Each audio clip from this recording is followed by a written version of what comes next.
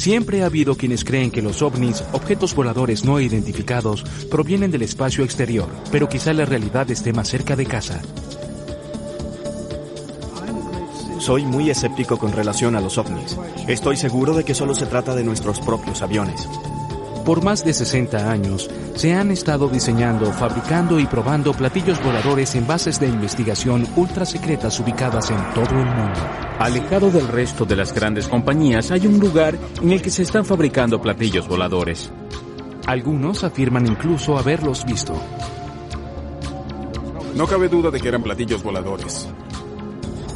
Les presentamos la historia secreta de los intentos que se han hecho por dominar la tecnología del platillo volador con el fin de producir el más avanzado avión militar. Estos son los verdaderos ovnis.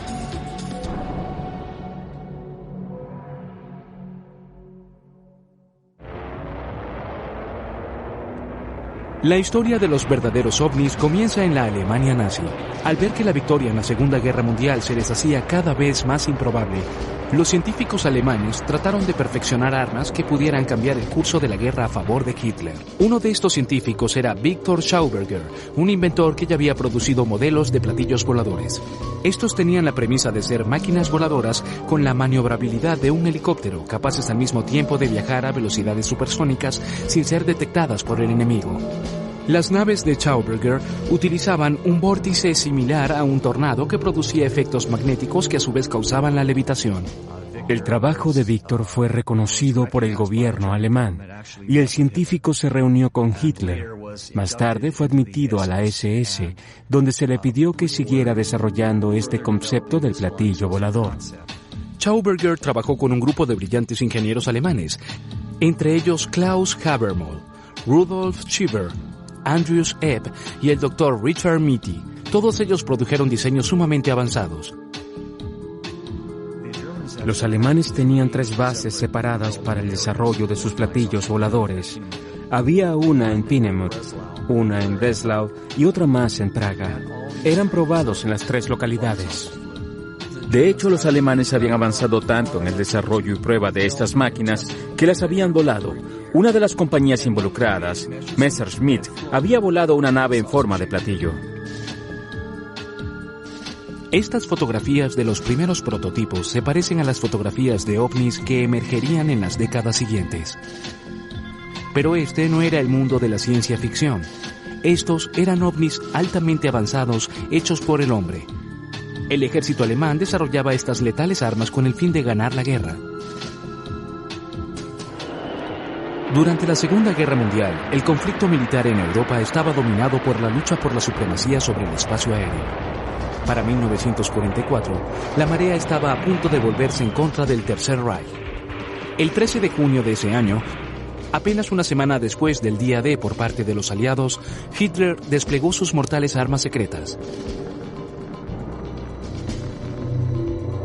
Durante un periodo de 2 meses, miles de bombas voladoras transportadas en jets B-1 atacaron la ciudad de Londres. Algunas de ellas fueron derribadas desde tierra, otras en el aire.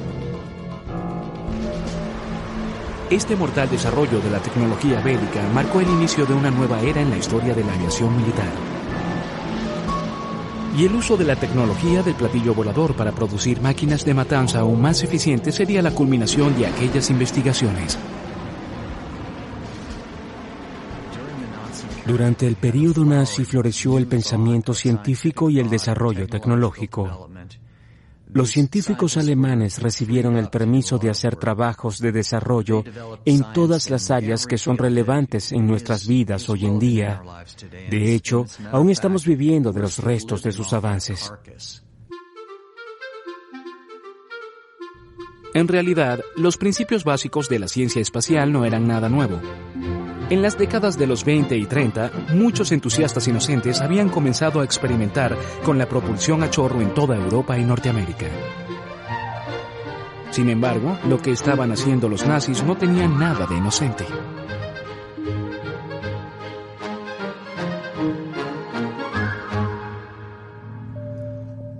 En sus instalaciones para la investigación en armas mortales, los científicos trabajaban sobre una nueva generación de armas. Y los verdaderos ovnis eran tan cruciales en su programa como lo eran los cohetes y misiles. Uno de los hechos más notables de la Segunda Guerra Mundial fue la cantidad de tecnología que desarrollaron los científicos alemanes en función de su esfuerzo bélico. Entre estas tecnologías se incluyen cohetes y motores de propulsión a chorro, pero también un trabajo de alto nivel en cuanto a la fabricación de platillos voladores. Pero el tiempo se acababa para Hitler y sus científicos. Los aliados avanzaban desde todos los frentes. Los alemanes estaban en retirada. Así, la tecnología del platillo volador no llegó a tiempo para Hitler, al igual que el resto de las armas con las que pretendía ganar finalmente la guerra. Al parecer, los nazis creyeron hasta el final que aquellas superarmas, que aquellos avanzados sistemas de transporte de misiles, lograrían al menos detener a los aliados. Creían que de esa manera lograrían poner fin a la guerra por medio de un acuerdo político.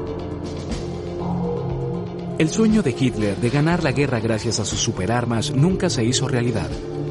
Para mayo de 1945, la batalla final por la toma de Berlín ya había comenzado. En términos prácticos, esto significaba el fin de la guerra en Europa. Pero en cuanto a los verdaderos ovnis, esto había sido apenas el comienzo. En un lapso de 3 meses, la Segunda Guerra Mundial llegó a un dramático y horrendo fin. A las 8:15 de la mañana, el 6 de agosto de 1945, el bombardero estadounidense B-29 Enola Gay dejó caer la primera bomba atómica sobre Hiroshima. Una vez terminada la guerra, los países aliados se convirtieron en rivales. Al poco tiempo, la Unión Soviética y Occidente se verían enredados en una batalla por la supremacía en tecnología militar. Al finalizar la Segunda Guerra Mundial, todas las antiguas potencias aliadas comenzaron a competir por capturar la tecnología alemana. Los estadounidenses capturaron un modelo complejo del V-2 y los planos para la construcción de muchos otros misiles. Los rusos, por su parte, capturaron los últimos modelos de aviones de propulsión a chorro y a una buena cantidad de científicos espaciales. Pero la pregunta crucial era, ¿quién capturaría a los científicos que desarrollaban los verdaderos ovnis? Los secretos de los cohetes y misiles alemanes no fueron los únicos elementos tecnológicos que cayeron en manos de los rusos y estadounidenses.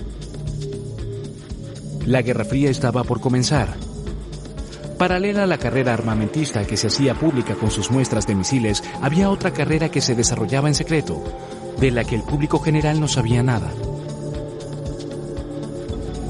Su meta, encontrar la máquina voladora más avanzada, desarrollar un platillo volador salido del mundo de la ciencia ficción.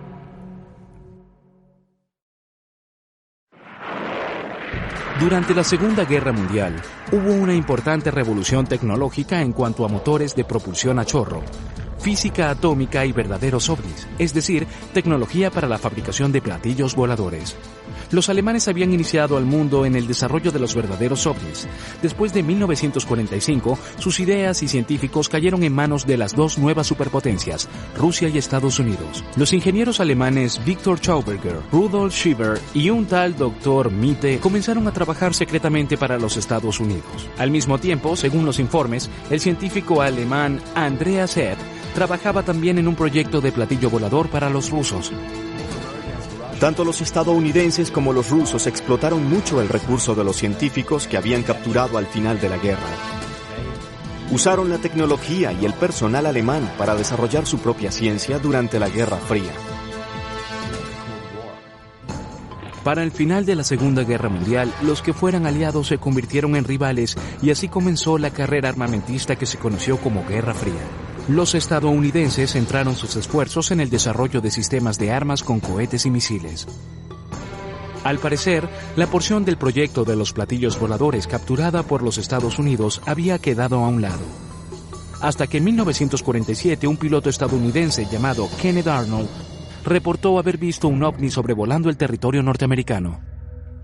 Mientras volaba cerca del monte Rainier, en el estado de Washington, vio 9 discos voladores a una cierta distancia de su avión. Al aterrizar, Arnold contó lo que había visto a la prensa local. Me encontraba a 40 o 45 kilómetros del monte Rainier cuando noté a mi izquierda una cadena que se me pareció a la cola de una cometa japonesa.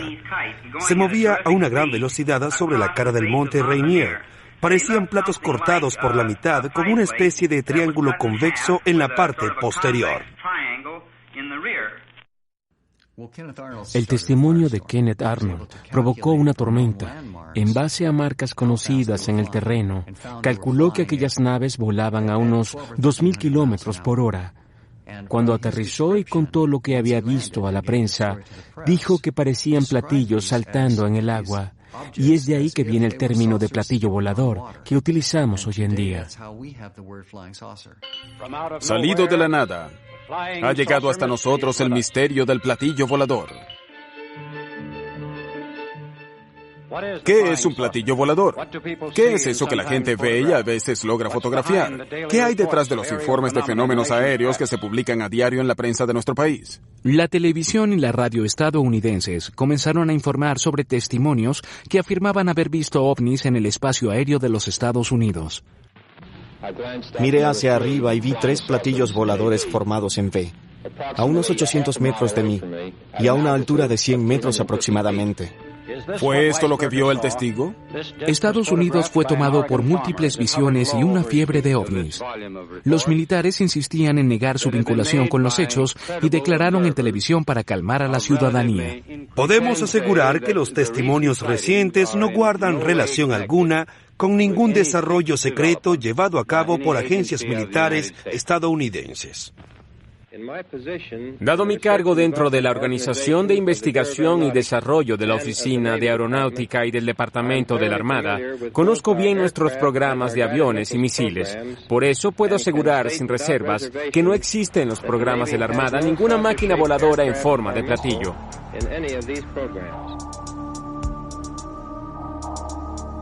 En julio de 1947, en medio del apogeo de la fiebre de los ovnis, llegó un impactante informe emitido por otro oficial de la milicia estadounidense. Esta anunció a la prensa el descubrimiento de los restos de un platillo volador en Roswell, Nuevo México. En cuestión de horas, la historia del incidente Roswell explotó en el mundo entero. La milicia estadounidense entró en pánico y, una vez más, emitió un comunicado diseñado para calmar a la ansiosa ciudadanía, negando que los restos fueran realmente de un platillo volador. Sostuvieron que se trataba simplemente de un globo atmosférico. Tras todas estas negativas por parte de los Estados Unidos, se ocultaba una posibilidad más oscura para la milicia.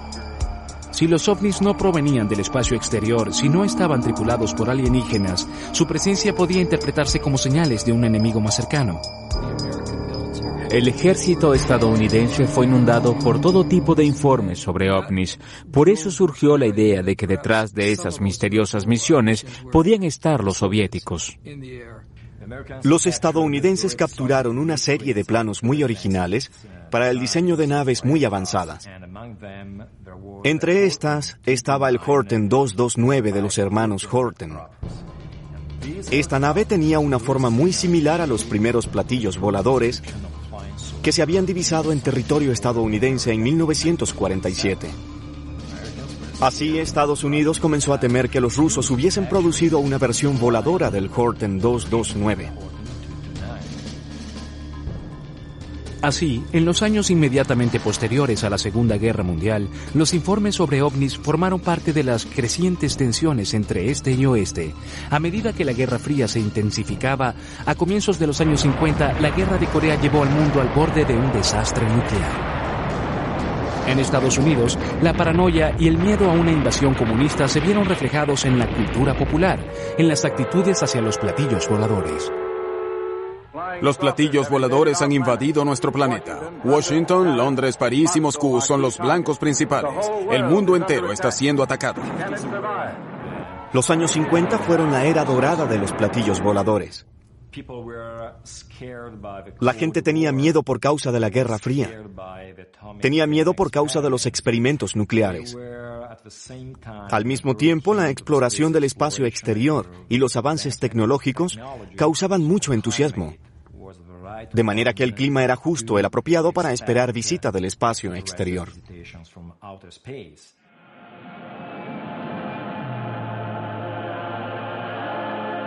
¡Rayos! Invasores de Marte.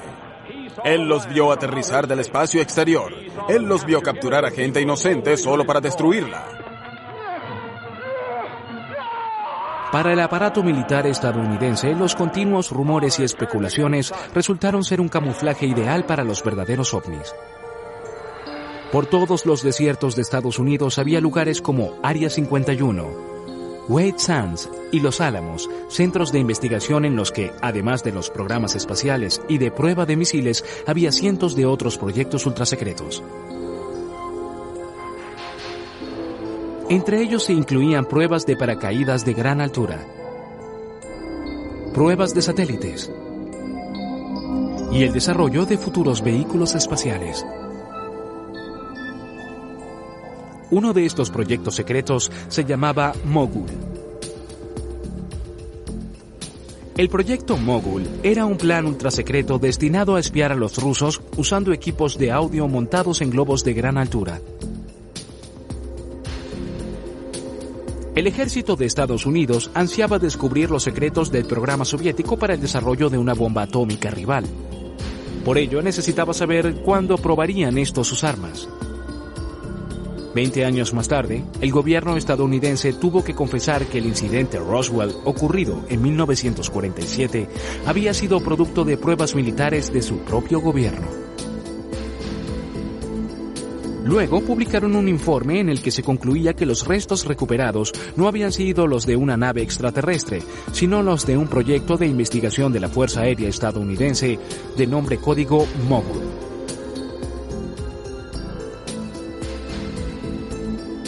De todos modos, los estadounidenses tenían buenas razones para temer a los rusos. La experiencia de la Guerra de Corea y la impresionante aparición del MiG habían demostrado lo avanzada que se había vuelto la tecnología militar soviética. Estados Unidos tenía que ponerse al día y rápido. ¿Sería un platillo volador supersónico la respuesta? En la década de los 50, las dos superpotencias mundiales competían en la fabricación del arma más avanzada, un vehículo aéreo supersónico que ningún radar pudiera detectar. Lo que se necesitaba era algo del mundo de la ciencia ficción. La Fuerza Aérea de los Estados Unidos quería un nuevo interceptor, algo que no se pareciera a ningún avión soviético, un avión completamente nuevo que fuera capaz de volar más rápido y más alto que cualquier otro. En 1953, la CIA descubrió que Avro, una compañía aeronáutica canadiense, trabajaba secretamente en un vehículo aéreo revolucionario, un platillo volador.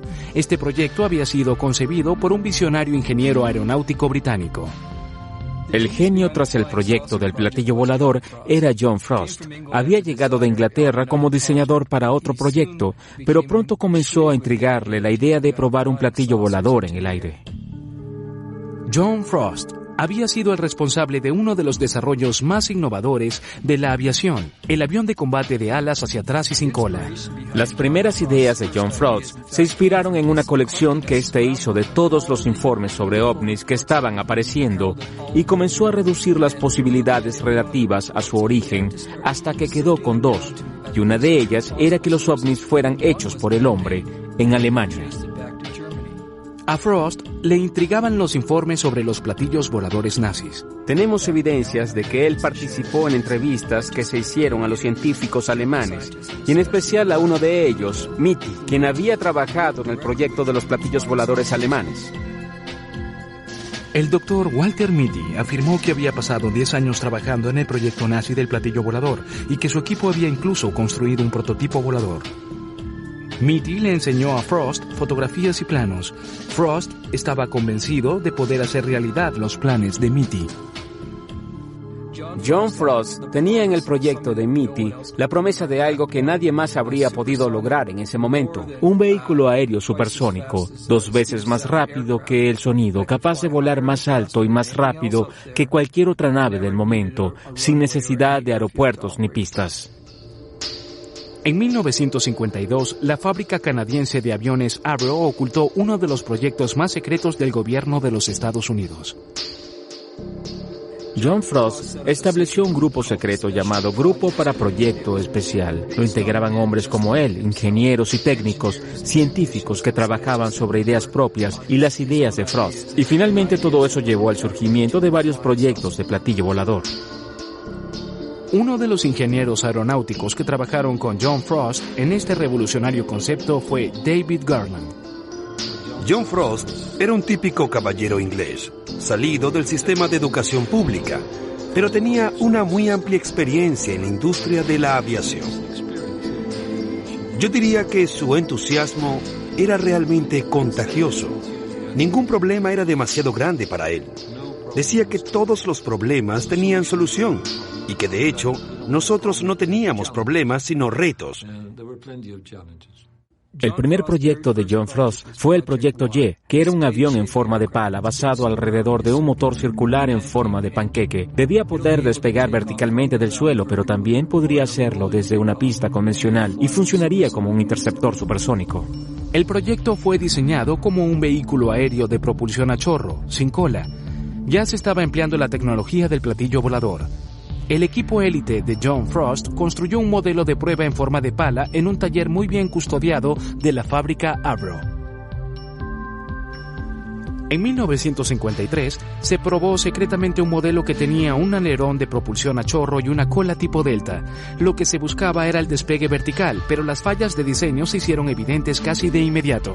Uno de los problemas principales de cualquier avión que se sostenga sobre la cola es que el piloto debe tener un nivel de destreza increíble para despegar verticalmente, así como para regresar a tierra del mismo modo. Entonces, John Frost concentró todos los esfuerzos de su equipo especial en el desarrollo de un diseño circular, es decir, en esencia, de un platillo volador. El círculo es la máquina más eficiente frente al efecto tierra porque permite tener más elevación luego de un impulso dado alrededor de la periferia. Por eso tiene sentido cuando se suspende la nave en efecto tierra. El diseño siguiente de John Frost recibió el nombre código Y2. El proyecto Y2 era una aeronave completamente circular que usaba un rotor en el centro de sus múltiples motores, ubicados en el borde externo. Estos impulsaban el rotor, le permitían despegar verticalmente y permitían determinar la dirección. Además, esta aeronave podía volar más alto de lo que nadie pudiera imaginar por entonces. Se proponía un avión de combate supersónico de última generación. La Fuerza Aérea decidió involucrarse en grande con una concesión de $10 millones. Para 1956, la carrera armamentista y espacial de la Guerra Fría estaba en su apogeo. La milicia estadounidense estaba desesperada por invertir en nuevas tecnologías de armas. Así que el desarrollo del platillo volador supersónico se puso en marcha gracias a los fondos que clandestinamente aportó el gobierno de Estados Unidos. En el edificio Schaefer se encontraba una aeronave de 15 metros de diámetro impulsada por 6 motores en periodo de prueba. Ya se había comprobado que era una bestia peligrosa que había estado a punto de matar a todo el equipo de Frost. La prueba fue casi una catástrofe. Los motores del platillo se descontrolaron y le volaron el techo al laboratorio. John Frost decidió que no había manera de seguir trabajando con el platillo completo. Así fue como se abandonó temporalmente el proyecto supersónico y Frost pudo construir un vehículo de prueba más pequeño que luego se convirtió en el Avrocar. Las especificaciones de diseño del Avrocar señalaban que debería volar frontalmente a una velocidad de 480 km por hora, pero la proporción empuje-peso era mucho mayor a la de los aviones que volaban a alturas de 9.140 metros. También se señalaba que debía despegar y aterrizar verticalmente. En 1957, el modelo de Frost recompensó a la milicia estadounidense por haber invertido en su proyecto. El Avrocar era un vehículo de prueba a escala capaz de hacer dos cosas. Primero, podía ser un vehículo de prueba para la nave supersónica que aún estaba en el edificio Schaefer. Y segundo, podía ser el rústico volador que el ejército requería. Podría salir a combatir en un campo de batalla. En 1959, los dos prototipos de despegue vertical salieron de la fábrica. La meta a largo plazo era producir un platillo volador que fuera capaz de sobrepasar los 2.400 kilómetros por hora. Voló a los lados de las pistas, dejándolas libres de hielo. Iba soplando hielo y nieve hacia los lados. Cuando llegó a una parte recién podada del campo aéreo, tuvo problemas porque la grama que se desprendía se introdujo por las entradas de aire. Entonces comenzamos a pensar en cómo prevenir lo que se llama ingestión de objetos externos por las entradas de aire. El platillo volador hizo varios vuelos de prueba, pero por su forma era difícil de maniobrar. Era un laberinto de retos, de los cuales el más grande era su gran inestabilidad resultante de la inclinación, debida a su vez a que el centro de navegación estaba muy por delante del centro de gravedad. No era una muy buena receta para un vuelo exitoso. Claro que no. Los principios del despegue vertical y de la suspensión en el aire estaban funcionando. Se hicieron modificaciones, pero la falta de potencia y unos mecanismos de control inadecuados eran obstáculos que habría que superar para que el Avro Car pudiera llegar a volar como estaba planeado. Aparte del desarrollo de un poderoso control sobre la inclinación, solo conocíamos una manera de estabilizar un objeto circular y era haciéndolo girar sobre sí mismo, como hacemos con un frisbee. La acción de giro imparte estabilidad al objeto. De hecho, algunos de los primeros diseños de John Frost usaron importantes componentes giratorios. Se pensaba que el poder giroscópico de aquellos aparatos impartiría una cierta estabilidad a unos diseños que se creía podrían viajar incluso al triple de la velocidad del sonido. Frost estaba seguro de poder controlar el problema de la inestabilidad. Sin embargo, los estadounidenses insistieron en añadir una cola. Frost consideró que esto constituía una traición a su concepto original. Así, en diciembre de 1961, el programa para la construcción del platillo volador Avro de $10 millones fue descartado oficialmente. Sin embargo, algunos ingenieros que habían trabajado en el proyecto no abandonaron el sueño de Frost. A nivel subsónico, el ala circular no tiene ningún tipo de futuro aerodinámico. A nivel supersónico, sin embargo, con algunas modificaciones y arreglos para hacer que se parezca un poco más a un ala delta, podríamos ver algún tipo de resultado positivo. John Frost siempre creyó que su concepto original era posible. A pesar de los malos resultados obtenidos en las pruebas del Avrocar, el trabajo de John Frost en ese proyecto supersónico demostró que sí pudo haber volado. Desafortunadamente, cuando paró el flujo de dinero, la compañía tuvo que cancelar todo el proyecto. Entonces, toda la tecnología regresó a los Estados Unidos, que era el verdadero dueño en ese momento. La tecnología ultrasecreta del platillo volador fue entonces a Estados Unidos. ¿Fueron todos aquellos aparentes fracasos una simple manera de encubrir un proyecto de platillo volador que luego sí funcionaría?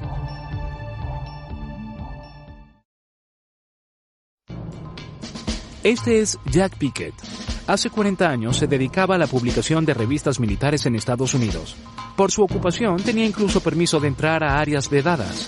Él está convencido de haber visto verdaderos platillos voladores en una visita que hizo a la base MacDill de la Fuerza Aérea en Florida.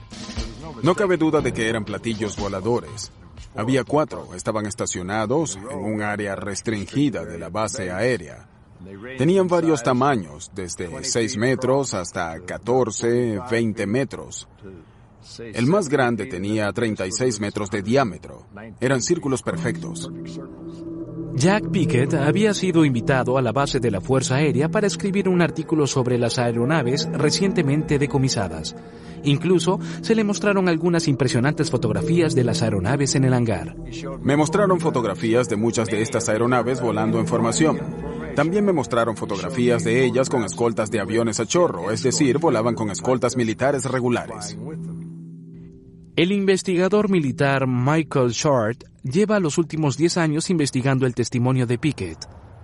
Este tenía 36 metros de lado a lado.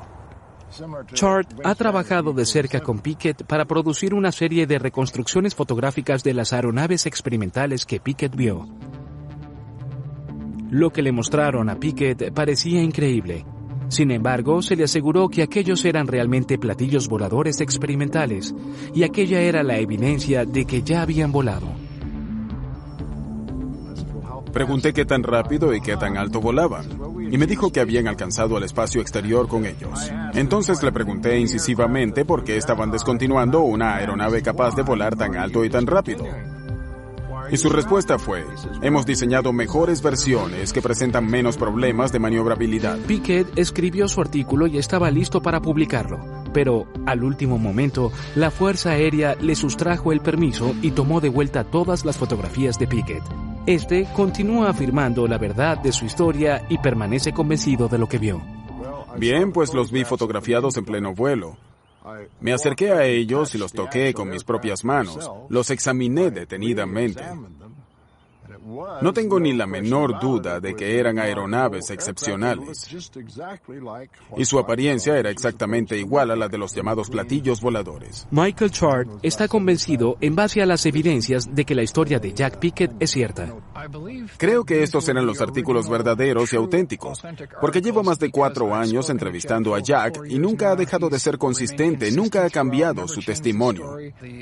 Las aeronaves que Jack vio y examinó eran capaces de alcanzar 25,000 kilómetros por hora, y creo que esa es una de las razones de que aún permanezcan en secreto. Las aseveraciones de Pickett surgieron sobre el trasfondo de una creciente tensión debido a la Guerra Fría. A comienzos de la década de los 60, el piloto estadounidense de U-2 Francis Gary Powers fue derribado mientras llevaba a cabo una misión de espionaje sobre la Unión Soviética. En Europa, los soviéticos habían separado a este y oeste con la construcción del muro de Berlín. Finalmente, con la crisis de misiles de Cuba, el mundo se acercó más que nunca a la posibilidad de una catástrofe nuclear.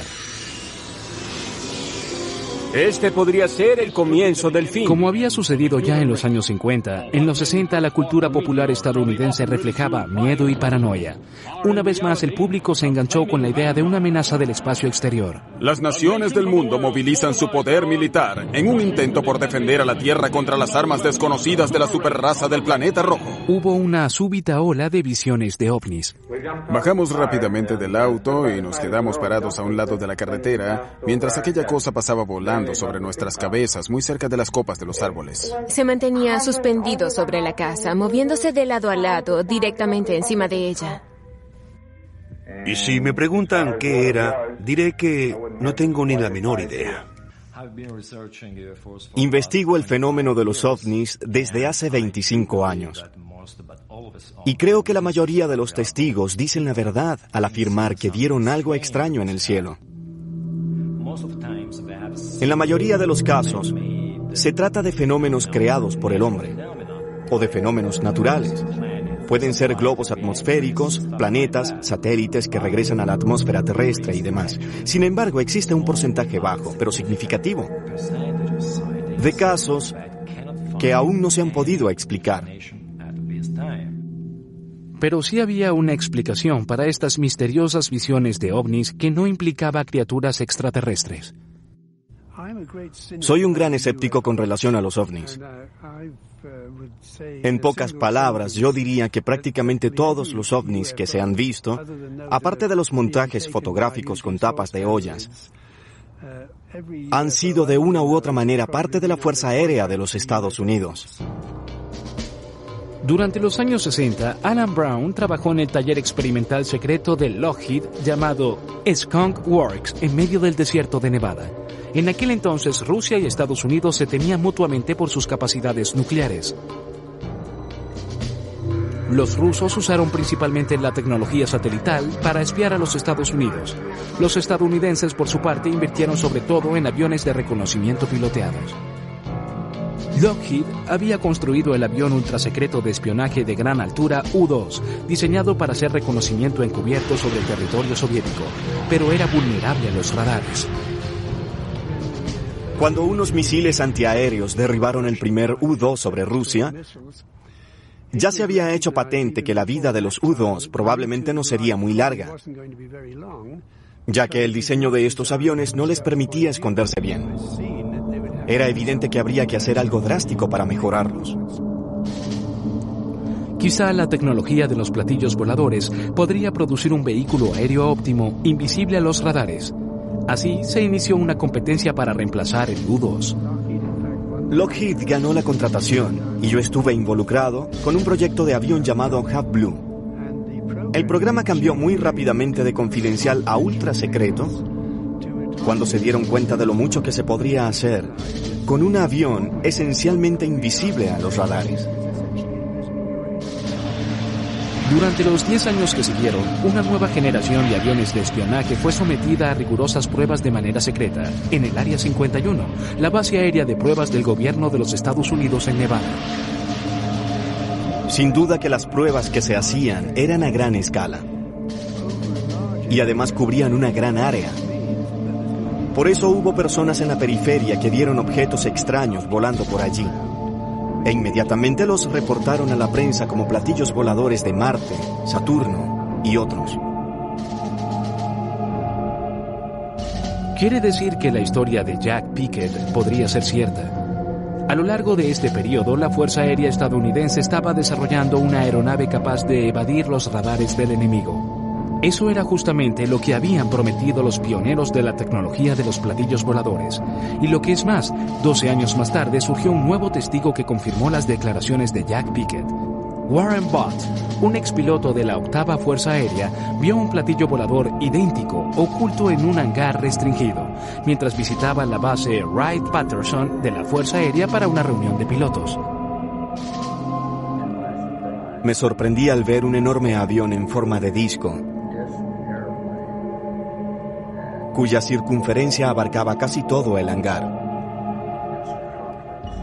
Por lo que vi usaba propulsión a chorro. Cuando comencé a acercarme para mirarlo mejor, sin pensar que fuera gran cosa, un guardia armado me detuvo y me dijo que no podía estar allí. Así que me fui. Pero es verdad que vi un avión circular allí dentro. Con esto, Chart obtuvo un recuento personal de un segundo testigo sobre los platillos voladores ultrasecretos. Él describió brevemente la misma aeronave que había visto Jack Pickett y describió otros rasgos que Jack no había mencionado. Cuando junté a los dos hombres, supe que estaban hablando de un objeto real. Aunque hay mucho escepticismo, Warren Bott sigue tan convencido como Pickett. Las personas con quienes he conversado desde entonces me dicen que eso nunca ha existido. Creo que están equivocados porque sé lo que vi. Creo que nuestra Fuerza Aérea tiene platillos voladores. Creo que sí existieron y que aún existen. Lo que estos dos hombres vieron se parece mucho a lo que fue el diseño final del Avrocar de John Frost. Los estadounidenses habían emitido un informe en el que el proyecto aparecía como abortado. Sin embargo, muchos creen que en realidad la investigación en tecnología de platillos voladores nunca fue interrumpida. Creo que hoy en día se experimenta todavía con esta tecnología, sin duda. Hablamos de un artefacto que no solo permite llegar hasta el enemigo sin ser detectado, sino que además es invisible a los radares, no hace ruido, no requiere de pistas y tiene el potencial de salir de nuestra atmósfera al espacio exterior. Y todas esas cualidades juntas son lo que la Fuerza Aérea estadounidense siempre ha querido tener. Aún queda mucho material confidencial relativo al desarrollo de la tecnología de los platillos voladores. Sin embargo, para finales del siglo XX, los científicos e ingenieros estadounidenses ya habían realizado muchas de las esperanzas y sueños relacionados con el platillo volador. Habían construido una máquina capaz de viajar a velocidades supersónicas sin ser detectada por radares, no sobre un disco circular, sino sobre una pirámide.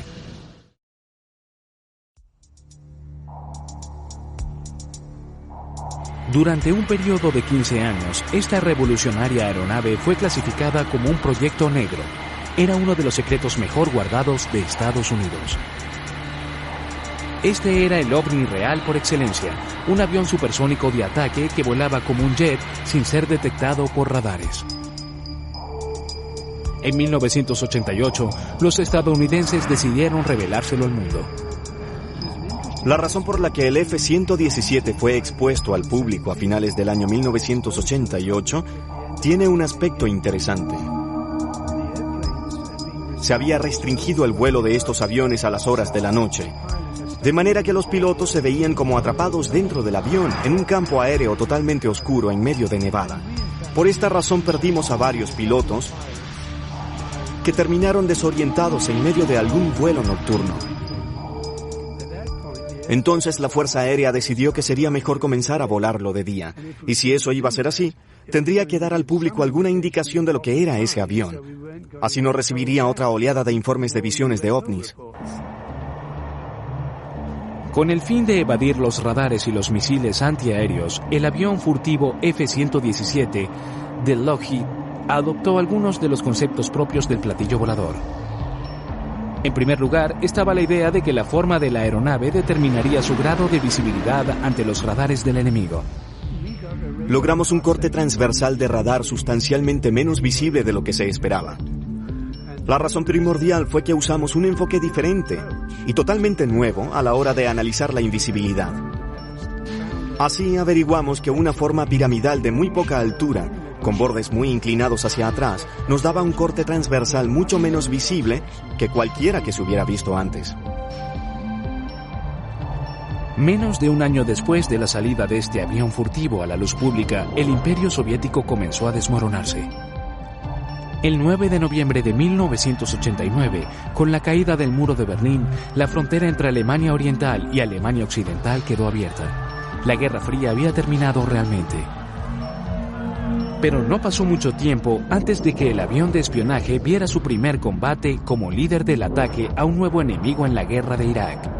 Su invisibilidad al radar, sumada a la precisión con que era capaz de bombardear un objetivo, dejó al mundo atónito. Podíamos entrar al territorio enemigo y soltar las bombas exactamente desde la altura que quisiéramos, con un alto grado de precisión, dando exactamente en los blancos elegidos y sin ser vistos. En 1991, durante la Guerra del Golfo, hicimos miles de salidas y ninguno de nuestros aviones llegó a sufrir nunca ni un rasguño. Las cualidades únicas del avión furtivo F-117 quedaron demostradas en la Guerra del Golfo, pero este aún presentaba una falla fundamental. Tenía que estar diseñado en función de las necesidades del piloto. Los aviones de guerra del futuro no necesitarán pilotos. Si se piensa en el costo político y moral de perder a una tripulación altamente calificada hoy en día, se verá que todo apunta hacia el desarrollo de vehículos aéreos no piloteados. El concepto de un vehículo aéreo no piloteado no tiene nada de nuevo. Desde los comienzos mismos de la aviación, muchos han experimentado con esta idea. Algunos han tenido un cierto grado de éxito. El desarrollo del vuelo espacial por máquinas no tripuladas ha abierto posibilidades futuras a la aviación. El tema más importante del futuro de la aviación son los vehículos no piloteados. Podríamos llegar a fabricar aviones miniatura de unos 15 centímetros de diámetro que podrían volar dentro de edificios. De hecho, la gama de cosas posibles en este campo es simplemente enorme. Difícil de imaginar. Es posible que el futuro esté realmente en esta nueva generación de máquinas voladoras. El más reciente aerobot, Sikorsky, puede volar a altas velocidades, permanecer suspendido, despegar y aterrizar verticalmente. Pero estos vehículos aún están muy lejos de ser los platillos voladores soñados por los ingenieros de Hitler. Aquellas debían ser máquinas al borde de la ciencia ficción, capaces de alcanzar velocidades supersónicas fenomenales. Y quizá la ciencia de los platillos voladores nunca existió realmente. Siempre y cuando se mantenga cerca del suelo, resulta un aparato eficiente para el despegue. Pero no es un avión eficiente en lo absoluto en el aire porque su forma no lo ayuda. Los platillos voladores del espacio exterior son los únicos que han logrado volar eficientemente. Y creo que estos en realidad no son sino producto de la imaginación. Otros insisten en que la tecnología de los platillos voladores no solo es posible, sino que además ya ha sido alcanzada de manera secreta para la mayoría. Creo que este es el mayor secreto que guarda la Fuerza Aérea de los Estados Unidos y que ya es hora de que se revelen los hechos sobre el programa de los discos volantes de propulsión a chorro de nuestro ejército. Actualmente no existe amenaza alguna a la seguridad nacional, así que es hora de que este pájaro salga a la luz. Algunas de las más recientes invenciones ya son del dominio público, pero muchas otras permanecen en secreto. Esto alimenta aún más las especulaciones sobre las visiones de ovnis que se reportan en territorio estadounidense. La máquina voladora más avanzada que se haya soñado jamás aún no se ha hecho realidad.